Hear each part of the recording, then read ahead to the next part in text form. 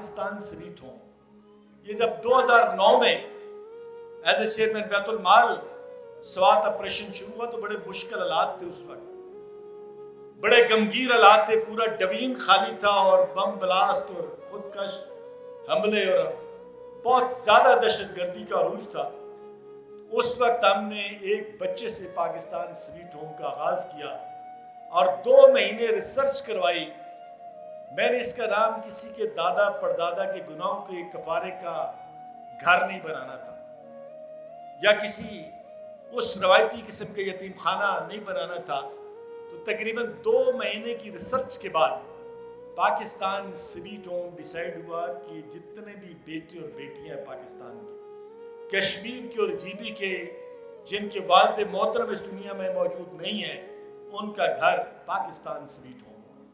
और माशाल्लाह आज इसी तकरीब का अंदाज़ा करें कि इस तकरीब के अंदर तकरीबन कोई सैकड़ों दफ़ा पाकिस्तान का नाम लिया गया है कि पाकिस्तान स्वीट होम। तो बेसिकली पाकिस्तान स्वीट होम, मैं अगर इसका शॉर्टकट तर्जमा करूं तो ये सिर्फ और सिर्फ अल्लाह की रहमत है। जो मैं सोचता हूं हो जाता है। अल्लाह ने इसके अंदर इतना बड़ा करम रखा हुआ है। ये जो जहां आप तशरीफ फरमाया 2013-14 में पीपल्स पार्टी के दौर का आखिरी मेरा ख्याल में हफ्ता रहता था, मैं एमडीशिप से पहले ही रिजाइन कर गया था।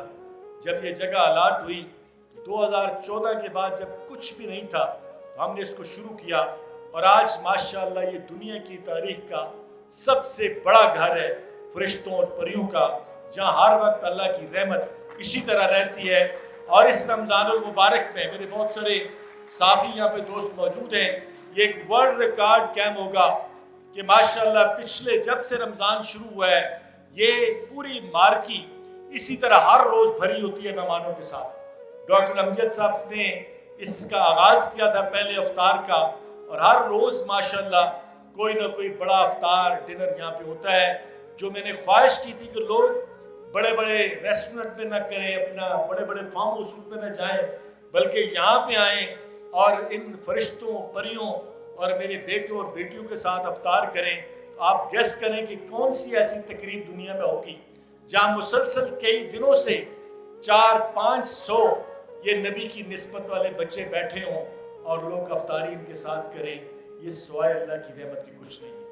मैं जिक्र करता चलूँ कि जो मैं सोचता हूँ दुनिया की तारीख का पहला कैडेट कॉलेज बन जाना माशाल्लाह गुजर खान और सवाबा के संगम में 2019 में 100 कनाल जगह का वहाँ पे अलाट होना और आज पूरे पाकिस्तान से माशाल्लाह वहाँ पे सैकड़ों की तादाद में मेरे बेटों का होना, ये सवाए अल्लाह के करम की कुछ नहीं हो सकता। हमने पहले दिन से ही डिसाइड किया हुआ है कि ये नबी की निस्बत वाले बच्चे हैं, हमने सिर्फ सोचना होता है, करने वाला कोई और होता है। आज यकीन करें कि मैं बहुत ज़्यादा खुश हूँ कि डॉक्टर अफशा की आज जो मेरी ख्वाहिश थी कि ये दोनों भाई पाकिस्तान स्वीट होम के हम सफ़र बने, आज अल्लाह ने आपके तवसत से नवीद मलिक साहब, हम कितने अरसे से प्लानिंग कर रहे थे कि कभी इनको बुलाएं, यहाँ पे आएँ, ये देखें। अल्लाह ने फिर अपनी रहमत के सदके आज आप दोनों को भिजवा दिया है। जो मैं सोचता हूँ नसीब इनका है। दुनिया में हर शख्स मुकद्दर लेके आता है और मुकद्दरों की तकमील के लिए अल्लाह जिसका चाहे हाथ उसकी सिलेक्शन कर ले। और मैं समझता हूँ कि हम अमानुल्लाह खान साहब, ये बच्चे जो हैं हमारी वजह से नहीं है, हम इन बच्चों की वजह से अल्लाह ने हमें भिजवा दिया है कि हम इनकी खिदमत करें। आपको तो पता है कि हम शुरू से पॉलिटिकल वर्कर, एक सियासी पार्टी का सफ़र तय किया, as a chairman Baitul Mal, member कौमी असम्बली, सारे योदे देखे हैं।